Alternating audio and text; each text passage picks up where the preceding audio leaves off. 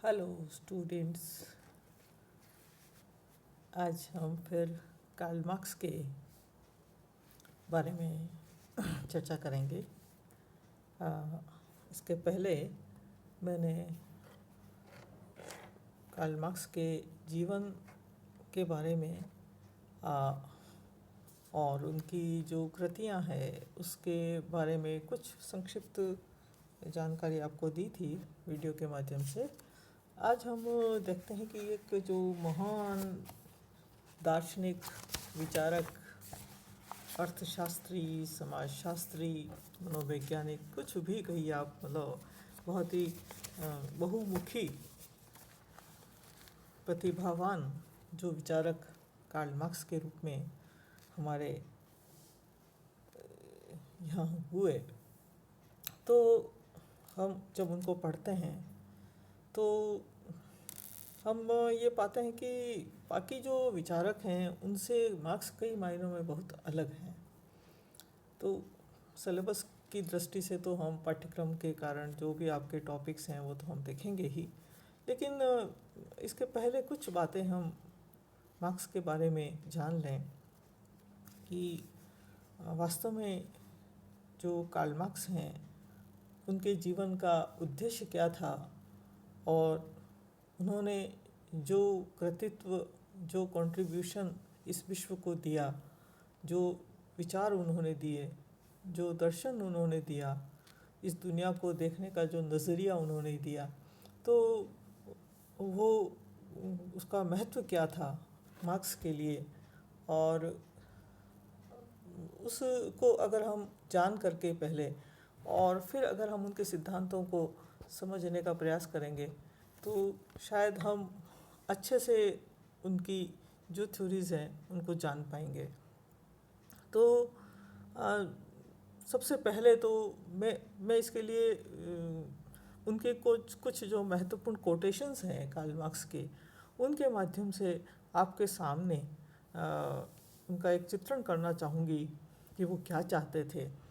तो सबसे पहले आप देखेंगे कि मार्क्स एक विचार लिखते हैं, देते हैं, और वो दर्शन के बारे में है। आप सभी जानते हैं कि जो भी विचारक होते हैं वो अपने सिद्धांत प्रस्तुत करते हैं, उसके माध्यम से इस विश्व की, इस जगत की, प्रकृति की, समाज की, बिहेवियर की व्याख्या करने की कोशिश करते हैं। अब मार्क्स उसके ऊपर क्या टिप्पणी करते हैं। मार्क्स कहते हैं, the philosophers have only interpreted world in various ways, the point is how to change it. ठीक है, हिंदी में अगर हम इस बात को कहेंगे तो क्या होगा, कैसे कहेंगे, दार्शनिक भिन्न भिन्न तरीके से विश्व की व्याख्या करते हैं, महत्वपूर्ण बात यह है कि इसे बदला कैसे जाए।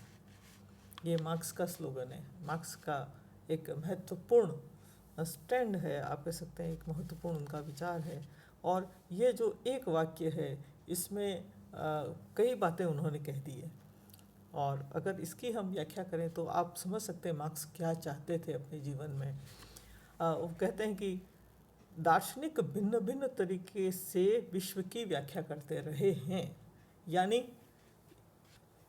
अब तक जितने दार्शनिक हुए हैं उन्होंने अलग अलग तरीक़ों से ये समझाने की कोशिश की कि ये दुनिया क्यों है, कैसे है, इसको गवर्न करने वाले नियम क्या हैं और उसको हम कैसे समझ सकते हैं।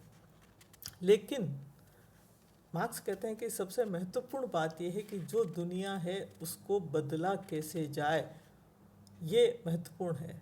तो मार्क्स क्या चाहते थे, मार्क्स चाहते थे इस दुनिया, इस जगत, इस प्रकृति की व्याख्या करने के ऐसे सिद्धांतों की खोज, ऐसे बौद्धिक अस्त्र की खोज, ऐसे दार्शनिक प्रणालियों की खोज करना चाहते थे जिसके माध्यम से मार्क्स के समय जो समाज की परिस्थितियां थी, जो समस्याएं थी, उनसे मुक्ति का रास्ता मिल सके, जो मुक्ति प्राप्त करने में सहायक सिद्ध हो सके, ऐसे दर्शन की खोज वो करना चाहते थे।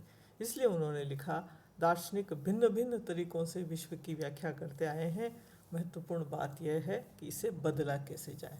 तो इस बात को मेरा यहाँ कोट करने का सिर्फ मतलब आपको ये बताना है कि आगे आप जो भी कार्ल मार्क्स के सिद्धांत पढ़ेंगे, आप उसमें पाएंगे कि उन्होंने अपने हर सिद्धांत में यह सिद्ध करने की कोशिश की, यह बताने की कोशिश की बौद्धिक और दार्शनिक दृष्टि से कि ये जो दुनिया है, ये दुनिया किन सार्वभौमिक नियमों के अनुसार चलती है और कैसे बदलती है। उसको उन्होंने प्रूव करने की कोशिश की। क्यों क्यों की ऐसा? इसलिए क्योंकि जो मार्क्स जिस समय में हुए, उस समय की जो परिस्थितियां थी, विश्व परिदृश्य को अगर आप देखें तो मार्क्स फ्रांस में हुए, यूरोप में रहे, वो बाद में इंग्लैंड चले गए थे। लेकिन ये जो यूरोप के देश हैं और यहाँ पर उस समय औद्योगिक क्रांति हो चुकी थी। औद्योगिक क्रांति के अपने कॉन्सिक्वेंसेस सामने आ चुके थे और उसके परिणाम स्वरूप अर्थव्यवस्था के रूप में पूंजीवाद जड़ें जमा चुका था, पूंजीवाद का उदय हो चुका, वो विकसित हो चुका था और पूंजीवाद के रिजल्ट्स जो हैं वो भी समाज के सामने आ चुके थे।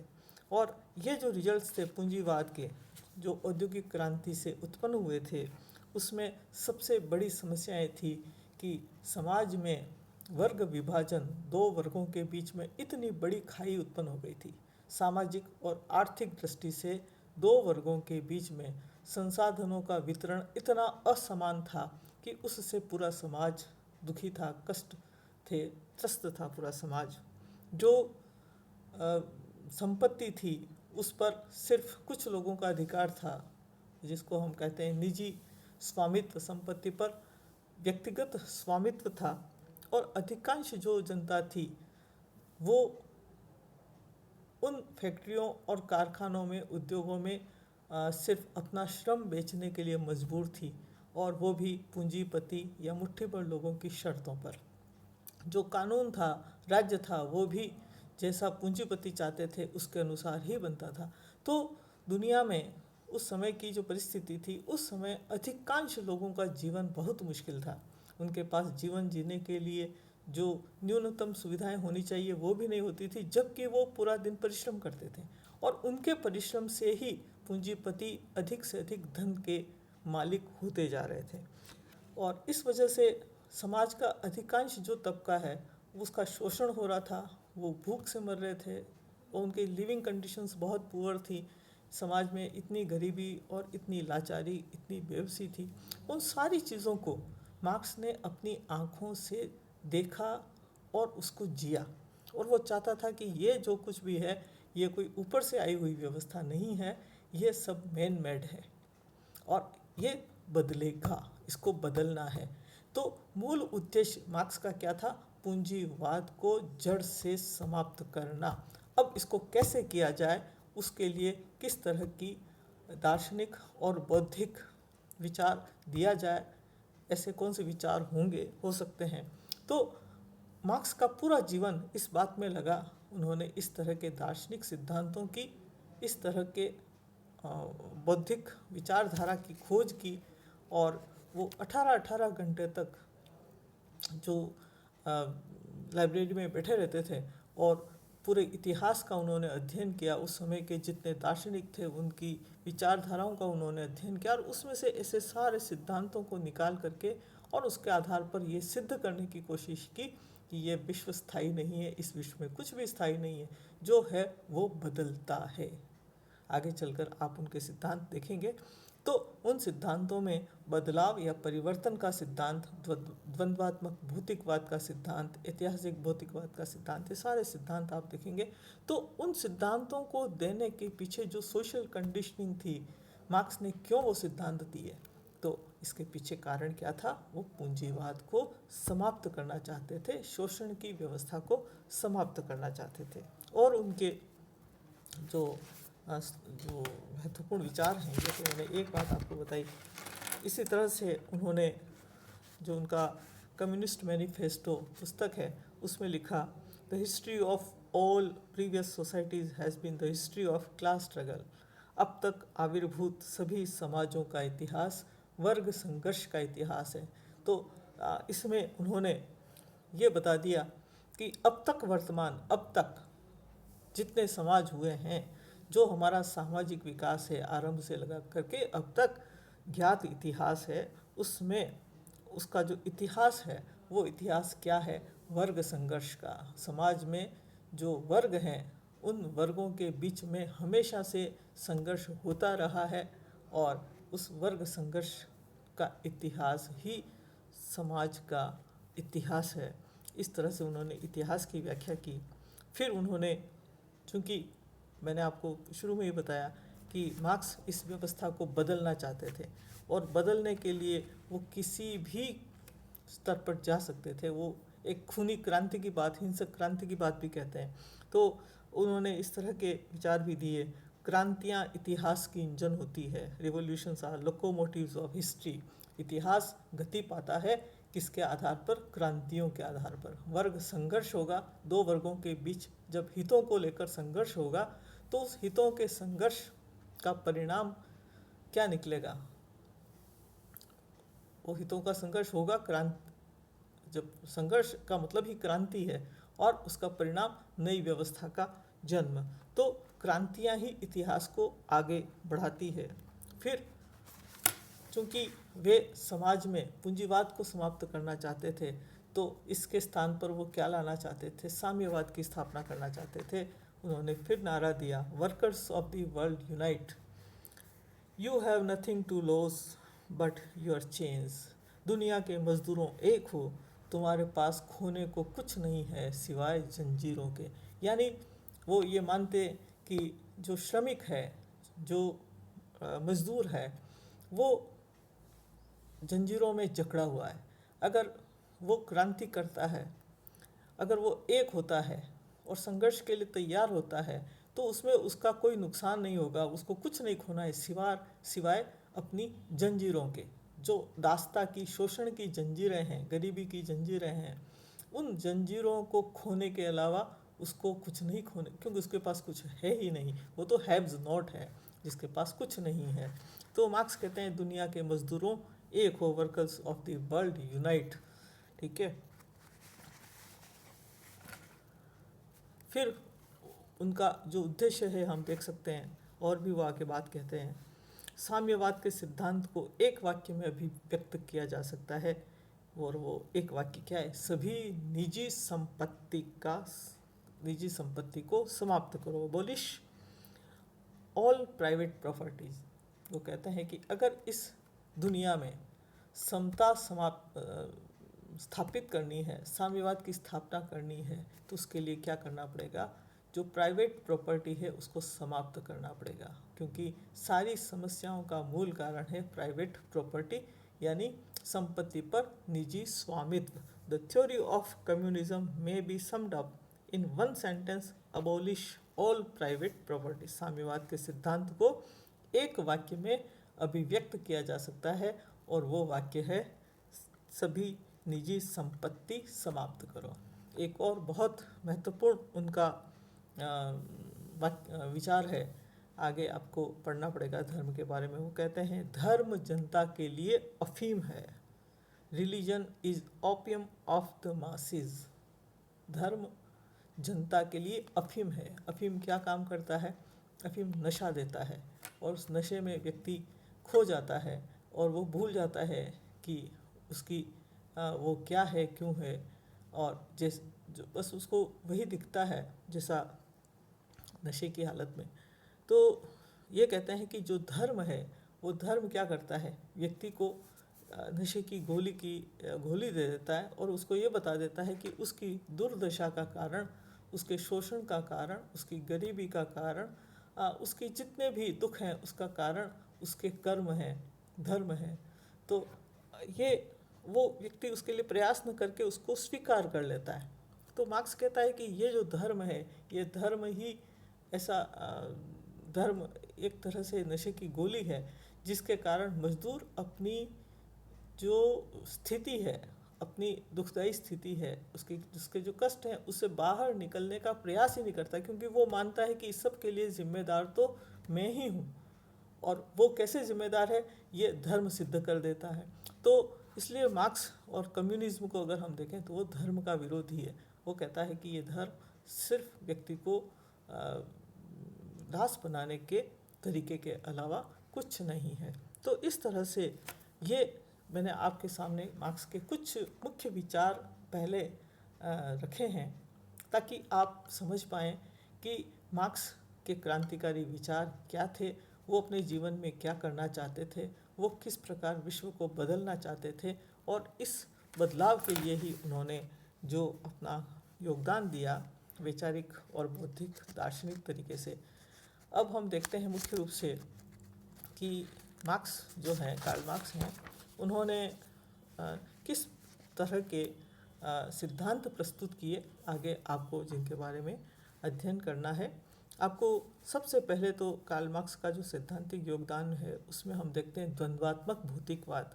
और ये जो द्वंद्वात्मक भौतिकवाद का सिद्धांत है, डायलेक्टिकल मटीरियलिज्म, इसमें मार्क्स ने द्वंद्वात्मक प्रणाली को समझाया है और इस विश्व की भौतिकवादी व्याख्या प्रस्तुत की है। और उन्होंने कहा है कि किस प्रकार जो भौतिक जगत है वो हमारे आइडियाज़ या हमारे विचारों को निर्धारित करता है। फिर उन्होंने समाज में वर्ग और वर्ग संघर्ष की व्याख्या की है, क्लास एंड क्लास कन्फ्लिक्ट, ये भी बहुत महत्वपूर्ण है। और वर्ग की रचना कैसे हुई उसका पूरा इतिहास, और वर्ग संघर्ष क्यों होगा और वर्ग संघर्ष का परिणाम क्या निकलेगा, ये सब कुछ इस सिद्धांत में उन्होंने बताया है। ऐतिहासिक भौतिकवाद का सिद्धांत, उन्होंने इतिहास को भौतिकवाद के आधार पर समझाने की कोशिश की कि जो सभ्यता का विकास है मटीरियलिस्टिक, ठीक है ना, तो जो मटीरियल वर्ल्ड है, जो पदार्थ है, पदार्थ जगत या भौतिक जगत है, वो भौतिक जगत हमारे विचारों को निर्धारित करता है।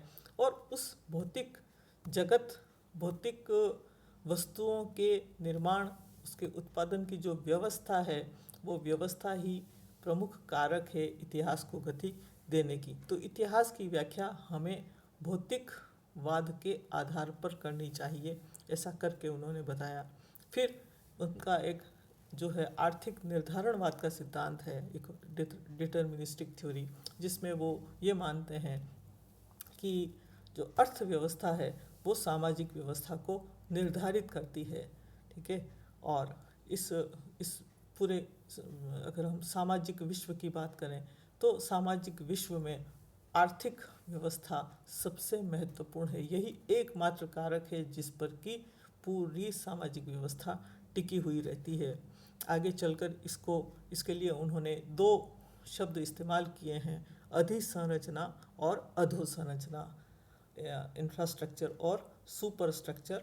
और इंफ्रास्ट्रक्चर जिसको कि हम आर्थिक संरचना कह सकते हैं, और सुपर स्ट्रक्चर जिसको हम सामाजिक संरचना कह सकते हैं। वो कहते हैं कि जो अधोसंरचना है, इंफ्रास्ट्रक्चर, अर्थव्यवस्था, वो सुपर स्ट्रक्चर या सोशल सिस्टम या सामाजिक संरचना को निर्धारित करती है, ठीक है। तो एक तरह से समाज किस पर निर्भर हो गया, अर्थव्यवस्था के ऊपर, ये निर्धारणवाद। फिर इसी तरह से उन्होंने सामाजिक परिवर्तन का सिद्धांत दिया है कि समाज निरंतर परिवर्तनशील है और परिवर्तन संघर्ष के माध्यम से होगा। और समाज में किस तरह से अलग अलग स्टेजेस में परिवर्तन को समझाते हुए उन्होंने ये बताया कि पूंजीवादी व्यवस्था किस तरह से समाप्त होगी। फिर पूंजीवादी व्यवस्था विकसित कैसे होती, पूंजीवाद का मैकेनिज्म क्या है, उन्होंने सरप्लस वैल्यू का सिद्धांत दिया। ये जो कुछ भी पूंजीवाद की व्यवस्था है, इसमें व्यक्ति की स्थिति क्या हो जाती है, एक श्रमिक किस तरह से अपने आप से अलग हो जाता है, उसके जो साइकोलॉजिकल, मानसिक, मनोवैज्ञानिक परिणाम हैं, उनको समझाने के लिए उन्होंने अलगाव का सिद्धांत दिया है, थ्योरी ऑफ एलिनेशन, बहुत महत्वपूर्ण है। और इसके अलावा उन्होंने पूंजीवादी समाज किस तरह का होगा, पूंजीवादी समाज, पूंजीवाद किस तरह से अपने विरोध को जन्म देता है और पूंजीवाद का विनाश कैसे होगा, ये सारी व्याख्याएं कार्ल मार्क्स ने अपने सिद्धांतों में प्रस्तुत करने का प्रयास किया है। तो आप देखेंगे कि मार्क्स का उद्देश्य बिल्कुल निश्चित था। उस उद्देश्य को प्राप्त करने के लिए उन्होंने अपनी विचारधारा का निर्माण किया, ऐसे दर्शन शास्त्र का निर्माण किया, और उस दर्शन और अपनी विचारधारा या सिद्धांत के आधार पर उन्होंने इस विश्व को बदल दिया। कई देश थे जहाँ पर कम्युनिज्म स्थापित हुआ, वहाँ की राजनीतिक व्यवस्थाएं बदली। विश्व में शायद ये ऐसा अकेला चिंतक था जिसके विचारों के आधार पर देशों की राजनीतिक व्यवस्थाएं बदलाव आया, जहाँ राजनीति जो है वो पूरी व्यवस्थाएं जो है वो चेंज हुई। तो हम कार्ल मार्क्स हमारे लिए बहुत महत्वपूर्ण है, सिर्फ समाजशास्त्र के लिए नहीं, सिर्फ अभी के लिए नहीं, ये हमेशा एक कालजयी चिंतक के रूप में हम इनको देख सकते हैं, जिनका रेलेवेंस, जिनकी प्रासंगिकता हमेशा बनी रहेगी। Thank you.